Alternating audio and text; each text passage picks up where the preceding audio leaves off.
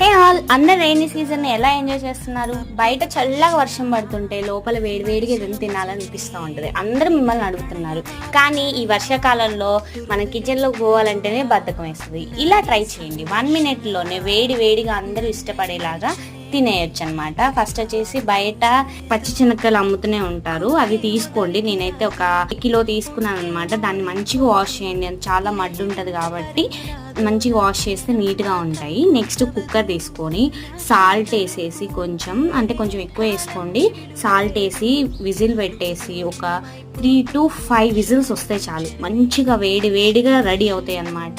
వాటిని మీ పిల్లల ముందు పెట్టండి, మంచిగా స్ట్రైన్ చేసి ఖచ్చితంగా 1 minute ఆ కేజీ శనక్కాయలు అన్నీ తినేస్తారు. ఎందుకంటే వేడిగా తింటుంటే చాలా బాగుంటుంది వర్షాకాలంలో కాబట్టి చాలా ఎంజాయ్ చేస్తారు. ఇవి కూడా చాలా హెల్దీ పిల్లలకి. ఒకసారి ఇది ట్రై చేయండి.